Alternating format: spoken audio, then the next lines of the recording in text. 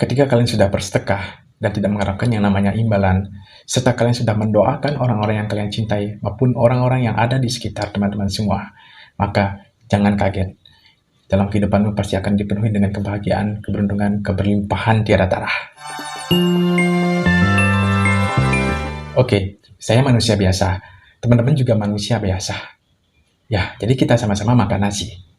Orang kaya pun sama-sama juga makan nasi. Nasi putih, ada daging, ada telur, dan lain sebagainya. Nah, apa yang menyebabkan perbedaan ini terjadi? Kembali lagi adalah terkait dengan apa yang kita tanamkan, apa yang kita tabur, itu yang kita tuai. Apa yang kita pikirkan, itulah yang akan datang ke dalam kehidupan kita setiap harinya. Maka daripada itu, sering saya sampaikan, inilah secara logika. Logis nggak? Logis dan tentunya masuk akal kan, teman-teman semua.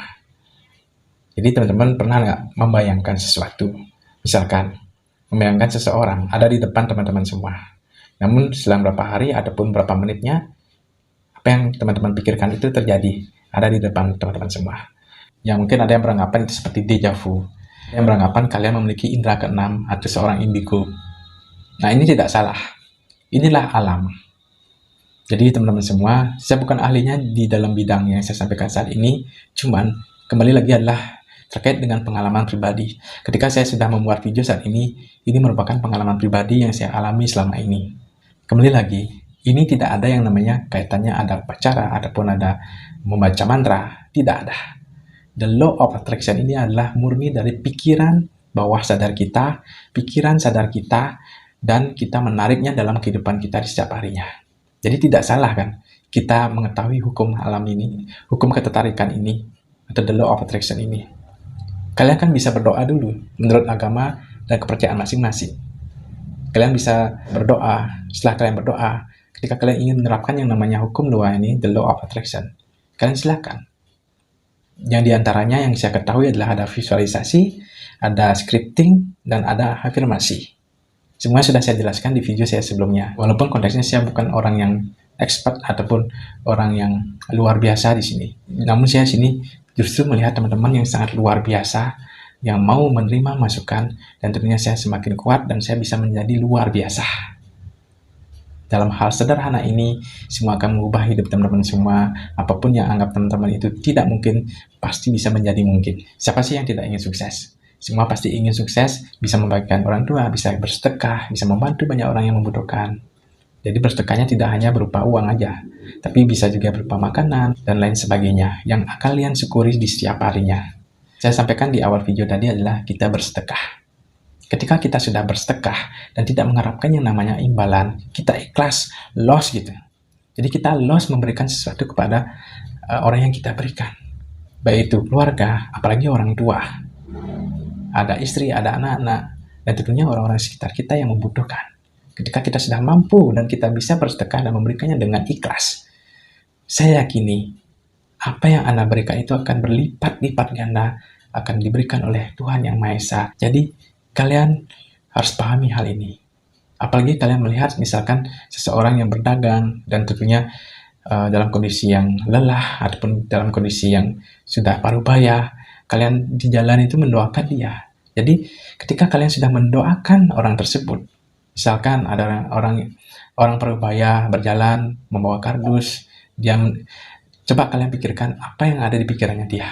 Rasakan ketika dia mencari nafkah untuk keluarganya atau menghidupi dirinya, dia itu bekerja begitu kerasnya, walaupun dengan usia yang rendah, dia tetap semangat dalam hal itu. Ketika kalian sudah mendoakannya baik dalam hati pun, jadi apa yang kalian doakan itu akan berbalik kembali kepada kehidupan teman-teman semua. Yakin. Jadi ketika apa yang kalian yakini, itu kan pasti akan terjadi dalam kehidupan teman-teman semua. Kalau kalian percaya yang namanya malaikat, jadi malaikat itu akan mendengarkan doa-doamu, ataupun Tuhan Yang Maha Esa akan mendengarkan doa-doamu, mendoakan orang lain, doa itu akan berbalik kembali juga ke dalam kehidupan teman-teman semua. Maka daripada itu, jadi ketika kita mendoakan seseorang tanpa sepengetahuan orang tersebut, itu adalah karma dan pahala yang luar biasa, yang akan bisa membuat kehidupanmu menjadi up dan menjadi orang yang luar biasa. Dan di mata Tuhan, kalian itu adalah orang yang betul-betul menjalani perintahnya dan menjauhi larangannya. Dan ketika kalian menginginkan sesuatu, saya yakin dengan waktu dekat, semua pasti bisa dikabulkan. Nah, gak masuk akal tuh. Itu hanya omongan aja. Buktinya saya sampai sekarang biasa-biasa aja, nggak ada. Nah, kembali lagi, kalau kalian sudah beranggapan seperti itu, ada kata-kata seperti itu, ya otomatis kalian itu juga sudah menolak apa yang sudah mau diberikan oleh Tuhan. Nah, kalian sudah menolak hal itu tersebut. Nah, kalian sudah menolak keberlimpahan tersebut. Karena kalian sudah mempunyai istilahnya, karena kalian sudah mempunyai yang namanya mental block. Jadi, kalian sudah terdoktrin hal-hal yang tidak mungkin itu tidak mungkin terjadi. Ingat teman-teman semua, kalian tahu nggak umur kalian sampai berapa? Kalian tahu nggak? Kalian tahu nggak hidupmu di depan sana seperti apa? Kalian kan hanya bisa membayangkan, memikirkan, belum tentu apa yang kalian pikirkan saat ini terjadi di masa depan. Contoh aja, kalian merasa saat ini saya biasa-biasa aja. Nah, karena saya nggak mungkin saya bisa mendapatkan hal tersebut. Jadi ketika kalian sedang memikirkan hal tersebut, jadi di depan sana pun akan terjadi hal itu. Namun ketika kalian hanya menghayal saja, namun ketika kalian hanya memikirkan saja hal yang keberlimpahan dan selalu berpikir positif, maka hal-hal yang positif itu akan masuk ke dalam kehidupan teman-teman tanpa pengetahuan teman-teman, dan kapan itu terjadi itu tidak kita ketahui. Jadi apa yang saya sampaikan ini tidak ada salahnya kan? Benar kan? Jadi ketika kalian bersedih, boleh bersedih. Mau menangis, silakan menangis. Tapi jangan terlalu dalam dan terlalu lama. Cepat bangkit dan pulih kembali. Dan ketika kalian, nah ini luar biasa, ketika kalian dalam kondisi yang low vibration ataupun dalam kondisi terpuruk, kalian bisa bersyukur di dalam hati ataupun bisa bangkit seketika. Tuhan akan melihat, karena kalian sudah sanggup melewati ujian ini, maka Tuhan akan memberikan apa yang teman-teman inginkan. Itulah hukum alam semesta yang ada di dunia ini, yang saya ketahui dalam kehidupan di dunia nyata. Karena banyak yang tidak bisa bersyukur dalam keadaan apapun, masih serba kekurangan, maka kekurangan itu pun yang akan muncul dalam kehidupan teman-teman semua di setiap harinya. Makanya kalau kita ingin menjadi seorang yang sukses, menjadi seorang yang kaya, walaupun contohnya saya juga sebagai guru honorer dulu. Jadi teman-teman saya itu sudah menjadi seorang, ya anggap sudah bisa menjadi seorang PNS ataupun sudah bekerja di swasta, mendapatkan gaji yang jutaan. Tapi saya waktu itu adalah seorang yang guru honorer. Jadi kan teman-teman sudah tahu, kalau seorang guru honorer yang istilahnya hanya bekerja di waktu weekend saja. Jadi dalam 1 bulan saya bekerja hanya 4 kali. 4 kali ya per datang dihitung 50.000. Ya 50.000 dikali 4, 5 kali 4 berapa? 20, ya 200.000. Ya saya 200.000 mendapatkan gaji. Itu gaji pertama saya ketika saya sudah lulus kuliah. Jadi saya tidak menyerah. Jadi saya tetap bersyukur. Saya yakini ketika saya sudah bersedekah dengan ikhlas. Karena saya punya adik-adik, punya kakak, ataupun punya keluarga. Jadi apa yang saya miliki, saya nggak pikir panjang.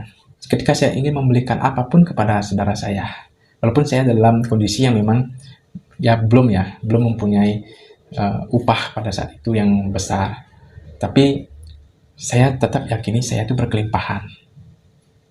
Jadi saya berikan secara ikhlas.